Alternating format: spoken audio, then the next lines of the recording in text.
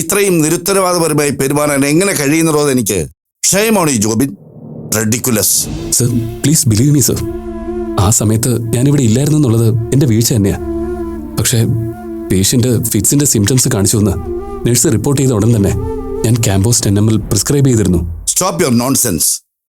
പേഷ്യന്റിന് physically examine ചെയ്യാതെ over the phone prescription നൽകാൻ who the hell are U?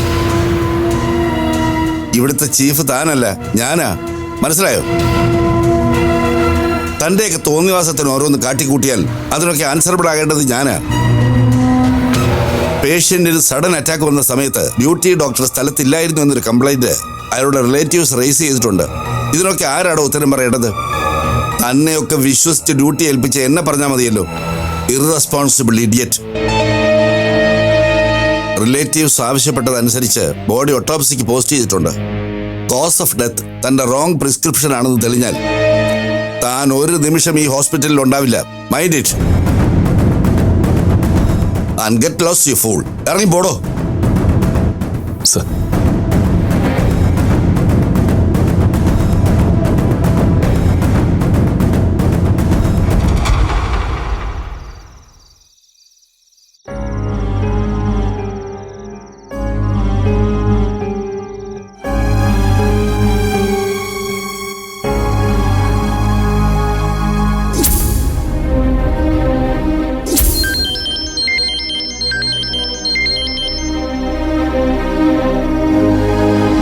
Hello aunty.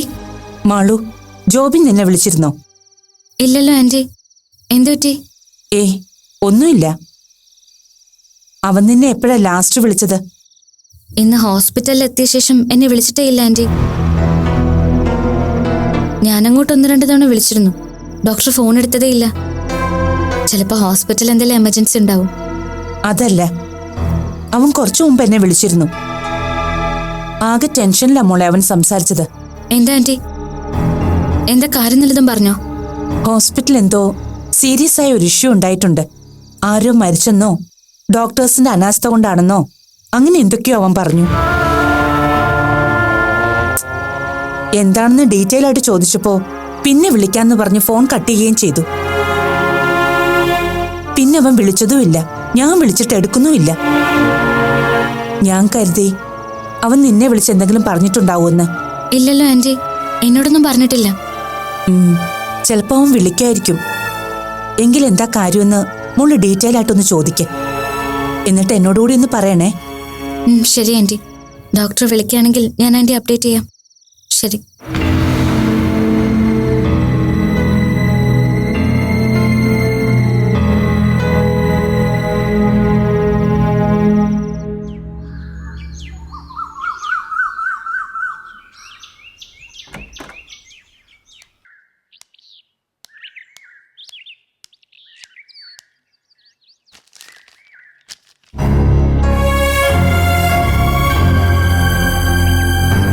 Jobin എപ്പോഴെത്തി?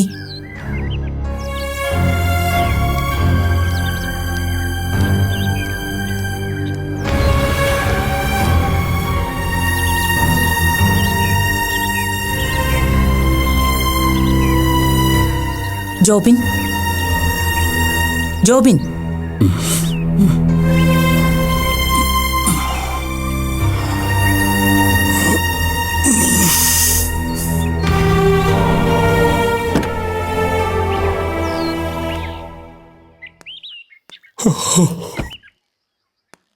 നീ ഇതെപ്പോ എത്തി?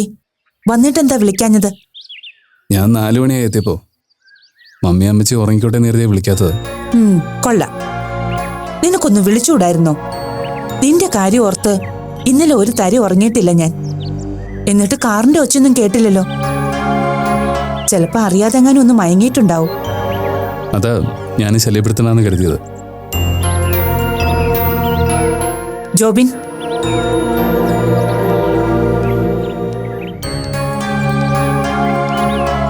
എന്തായി ഹോസ്പിറ്റലിലെ കാര്യം? പിന്നെ പ്രശ്നമൊന്നും ഉണ്ടായില്ലല്ലോ? ഇല്ല മമ്മി.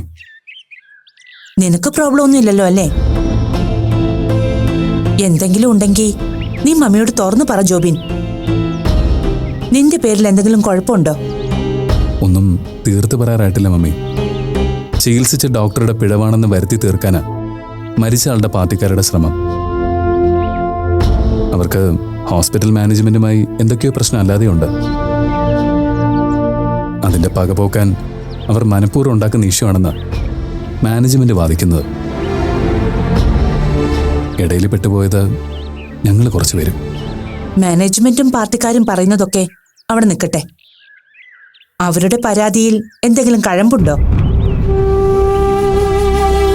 അയാളുടെ മരണത്തിനു പിന്നിൽ എന്തെങ്കിലും അശ്രദ്ധയോ കൈപ്പിഴയോ അങ്ങനെ വല്ലതും ഉണ്ടായിട്ടുണ്ടോ ജോബിൻ?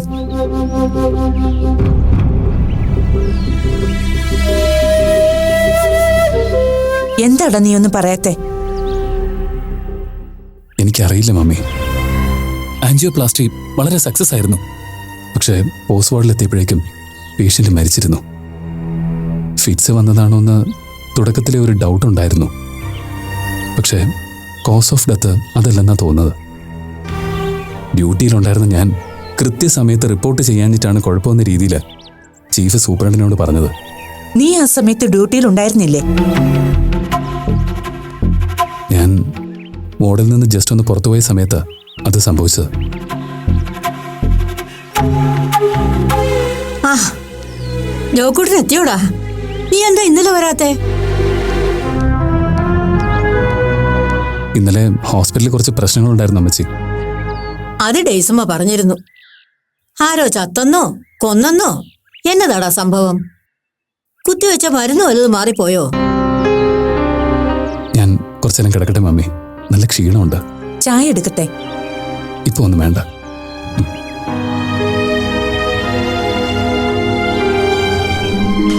എന്നാടി കൊച്ചെ, എന്നത് അവനൊരു മാതിരി നനഞ്ഞ കോഴിയെ പോലെ ഇരിക്കുന്നേ. അവന്റെ പേരിലും കേസുണ്ടോ? ഏയ് ഒന്നുമില്ല. അമ്മച്ചി വാ, ഞാൻ ചായ എടുക്കാം.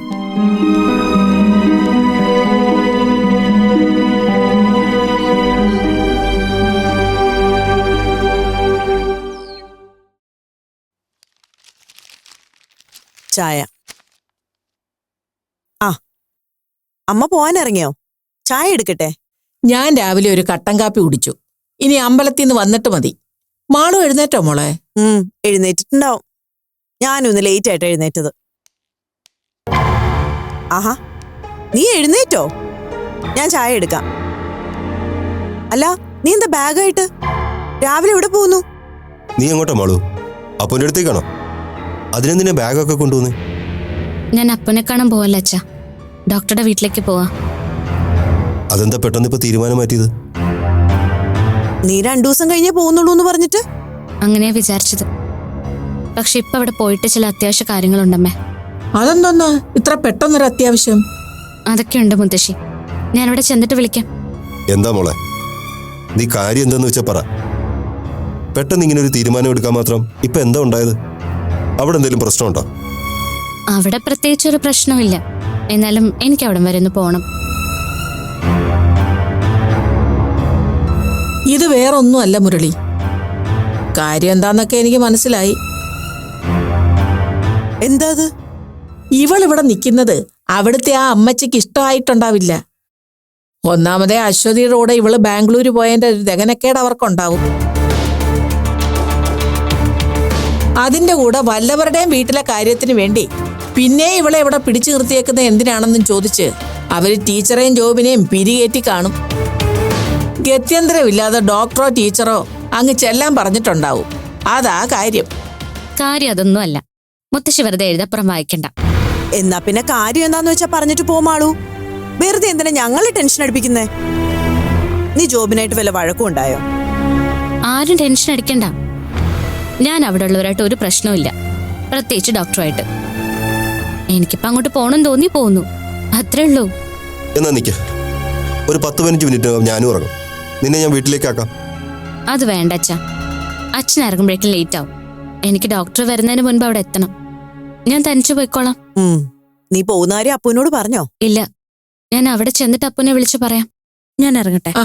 മാളു നിക്കേ, ഞാനിവിടെ വരുന്നു. നമുക്ക് ഒരുമിച്ച് പോകാം.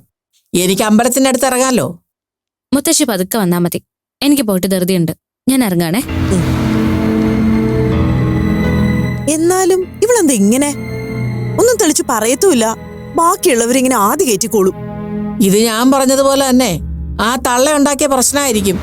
അല്ലെങ്കിൽ ഇവളിങ്ങനെ വാലെ തീ പിടിച്ച പോലെ പോകത്തില്ല. ഏയ്, ഇത് വേറെന്തോ കാര്യമാണ്. ഞാൻ ടീച്ചറെ ഒന്ന് വിളിച്ചു നോക്കിയാലോ? വേണ്ട അശ്വതി, കുറച്ച് കഴിഞ്ഞ് ഞങ്ങളങ്ങ് എത്തിയെന്ന് അറിയാൻ വേണ്ടി വിളിച്ചാൽ മതി. അപ്പൊ എന്തെങ്കിലും ഉണ്ടെങ്കിൽ ടീച്ചർ പറയുമല്ലോ. അത് ശരിയാ. എന്നും ഓരോരോ വയ്യാവേലികളാണല്ലോ എന്റെ കൃഷ്ണ. വെയില് വീഴുന്നതിന് മുമ്പ് ഞാനൊന്ന് പോയി തൊഴുതിട്ട് വരാം. ശരി.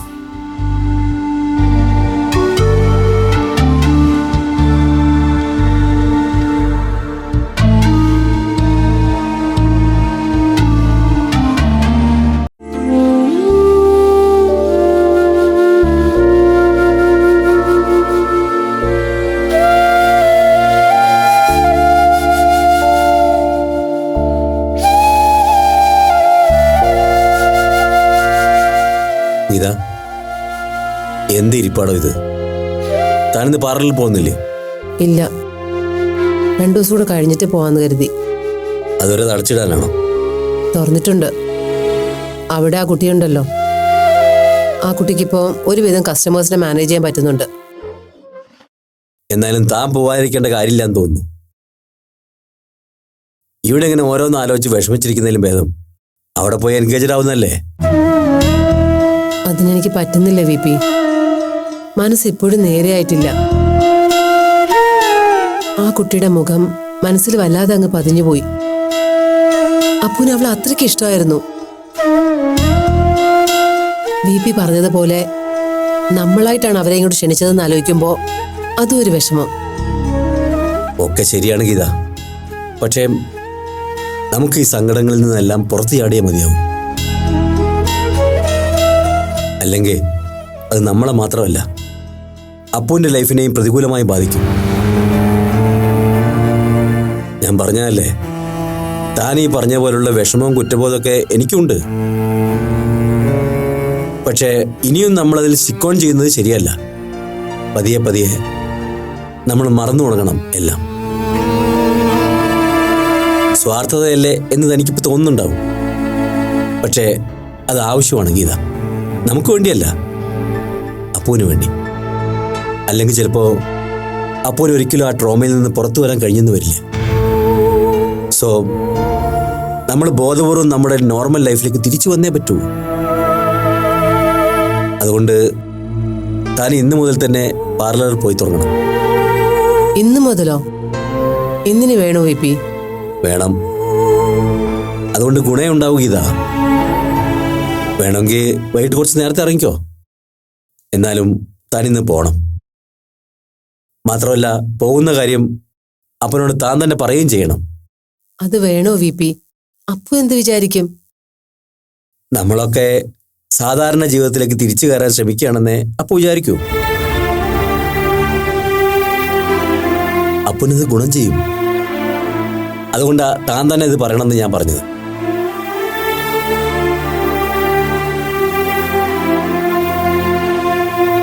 ആ ഗീത, ഇന്ന് എത്ര തീയതി? 24 അതെ, ഇന്നാണ് ഡോക്ടർ അരവിന്ദനെ കാണേണ്ട ദിവസം.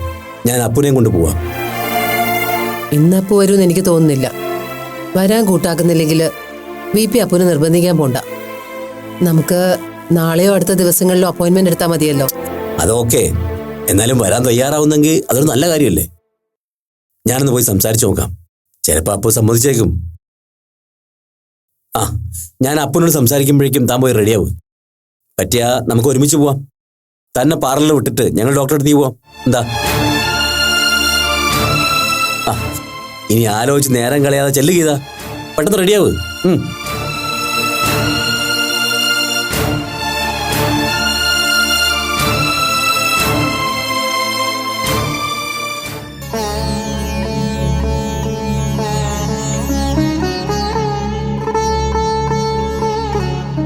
അപ്പോ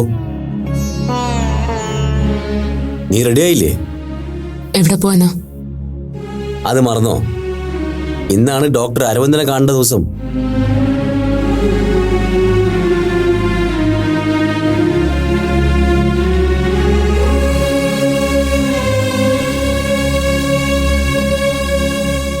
എന്താ അപ്പോ?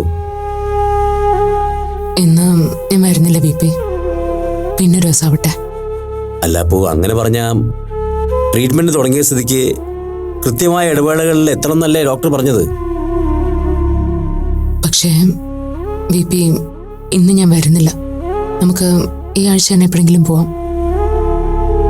BP ഡോക്ടറോട് കാര്യങ്ങളൊന്ന് ഇൻഫോം ചെയ്താൽ മതി. ശരി, നിന്റെ ഇഷ്ടം. ഞാൻ ഡോക്ടറെ വിളിക്കാം. പിന്നെ ഞാനൊരു കാര്യം പറയട്ടെ. ഇപ്പോ ഈ അവസ്ഥയിൽ അത് പറയാമോന്ന് എനിക്കറിയില്ല. എങ്കിലും നിന്റെ കാര്യത്തിൽ ഞങ്ങൾക്ക് അത്രയും കൺസേൺ ഉണ്ടായതുകൊണ്ട് പറയാമെന്ന് കൂട്ടിയാൽ മതി.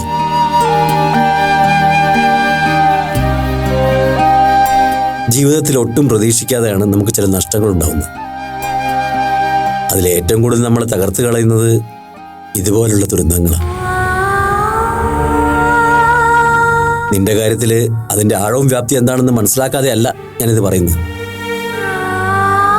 നനച്ചിരിക്കാതെയുള്ള ആദരയുടെ മരണം ഒരു തീരാ നഷ്ടം തന്നെയാണ്. നിനക്ക് മാത്രമല്ല, ഞങ്ങളെ സംബന്ധിച്ചും അതൊരു ഇരുട്ടടി തന്നെയാണ്. പക്ഷെ എല്ലാ നഷ്ടങ്ങളിൽ നിന്നും ഉയർത്തെഴുന്നേൽക്കാനുള്ളൊരു ശക്തി പ്രകൃതി മനുഷ്യന് നൽകിയിട്ടുണ്ട്. അതൊരു ആവശ്യകതയാണ്. ബോധപൂർവമോ അല്ലാതെയോ തന്നെ നമ്മളത് ഓവർകം ചെയ്യാൻ ശ്രമിക്കണം. അതുകൊണ്ട് നീയും ഈ ഒരു പ്രതിസന്ധി ഘട്ടം മറികടന്നേ മതിയാവും. നിനക്കൊണ്ടതിന് സാധിക്കണം. അതിനാദ്യം സ്വന്തം മനസ്സിനെ സജ്ജമാക്കുകയാണ് വേണ്ടത്. BP പറയുന്നത് എനിക്ക് മനസ്സിലാവുന്നുണ്ട്. പക്ഷേ ആതിരയോട് വേണ്ട രീതിയിൽ എനിക്ക് നീതി പുലർത്താൻ പറ്റില്ലെന്നുള്ളതാ എന്റെ വിഷമം. ഒരുപക്ഷെ ഇന്നീ കാണുന്ന അപ്പുനെ എന്നിൽ മോൾഡ് ചെയ്തെടുക്കാൻ സഹായിച്ചത് നന്ദൻ സാറും ആതിരയും തന്നെയായിരുന്നു. ഇനി എങ്ങോട്ടാണെന്നറിയാതെ പകച്ചു നിന്നുപോയി ഇരുട്ടിൽ നിന്നും എന്നെ കൈ പിടിച്ച് വെളിച്ചത്തിലേക്ക് നടത്തിയത് നന്ദൻ സാറായിരുന്നു. എന്റെ മനസ്സിന്റെ ആഗ്രഹങ്ങളെ മനസ്സിലാക്കുന്നതിൽ എന്റെ അച്ഛനും അമ്മയും പരാജയപ്പെട്ടപ്പോ കൂടപ്പിറപ്പിന്റെ മനസ്സിനെ തിരിച്ചറിയുകയും ആ മനസ്സിനൊപ്പം സഞ്ചരിച്ച് ആതിരയുടെ എല്ലാ ആഗ്രഹങ്ങളും ആവശ്യങ്ങളും കണ്ടറിഞ്ഞ് അവളെ ജീവന തുല്യം സ്നേഹിച്ച ആ മനുഷ്യനും തന്റെ ചേട്ടനെ ദൈവത്തെ പോലെ ആരാധിച്ച് സ്നേഹിച്ച ആ അനിയത്തിയായിരുന്നു ആത്മഹത്യയുടെ വക്കിൽ നിന്ന് എന്നെ രക്ഷിച്ചത്. ഇപ്പൊ VP പറഞ്ഞില്ലേ, എല്ലാ നഷ്ടങ്ങളിൽ നിന്നും കരകയറാൻ എല്ലാവർക്കും കഴിയുന്ന. ആ ആങ്ങളെ അനിയത്തെ അടുത്തറിയാൻ കഴിഞ്ഞില്ലായിരുന്നെങ്കിൽ ഒരുപക്ഷെ അപ്പുവിനെ നിങ്ങൾക്ക് എപ്പോഴേ നഷ്ടപ്പെട്ടേനെ. ഇപ്പോ VP അമ്മ എന്നോട് കാണിക്കുന്ന ഈ സ്നേഹം ആത്മാർത്ഥമാണെന്ന് വിശ്വസിച്ചുകൊണ്ട് തന്നെ ഞാൻ ചോദിക്കട്ടെ, എന്നെ പെട്ടെന്നൊരു സുപ്രഭാതത്തിൽ നഷ്ടപ്പെട്ട അതിന്ന് കരകയറാൻ നിങ്ങൾക്ക് പറ്റുമോ? എത്ര കൊല്ലം കഴിഞ്ഞിട്ടാണെങ്കിലും. അപ്പോ മറക്കാൻ ശ്രമിക്കണമെന്ന് ഞാൻ പറഞ്ഞത് ആദരയെ എന്നേക്കുമായി മനസ്സിന്ന് മായ്ച്ചു കളയണം എന്ന സെൻസിലല്ല. ആ നഷ്ടം നിന്റെ മുന്നോട്ടുള്ള യാത്രയ്ക്ക് തടസ്സമാവരുതെന്നേ ഞാൻ ആഗ്രഹിച്ചിട്ടുള്ളൂ. മുന്നിൽ ഒരുപാട് ലക്ഷ്യങ്ങളുള്ള ആളാണ് നീ. നിന്റെ ട്രീറ്റ്മെന്റ് പൂർത്തിയാക്കണം, അതുപോലെ കോഴ്സും, പിന്നെ IAS അംബീഷനും, അങ്ങനെ ഒരുപാട് ആഗ്രഹങ്ങളും ലക്ഷ്യങ്ങളും നിനക്ക് സാധിച്ചെടുക്കാനുണ്ട്. ഉദ്ദേശിച്ച ഉയരങ്ങളിൽ നീ എത്തിച്ചേരണമെന്ന് ഞങ്ങളോടൊപ്പം ആഗ്രഹിച്ചവരാണ് നന്ദനും ആതിരയെന്നാണ് ഞാൻ മനസ്സിലാക്കുന്നത്. ആതിരയുടെ നഷ്ടത്തിന്റെ ആഘാതം നിന്റെ സ്വപ്നങ്ങൾക്കൊരു തടസ്സമായിരുന്നു. ആതിരയുടെ ആത്മാവ് പോലും അത് ആഗ്രഹിക്കുന്നുണ്ടാവില്ല. അതുകൊണ്ട് ആ വേദനയിൽ നിന്ന് കൂടുതൽ ശക്തിയും കരുത്തും ആർജിച്ച് മുന്നോട്ട് പോകണമെന്നേ ഞാൻ അർത്ഥമാക്കിയിട്ടുള്ളൂ.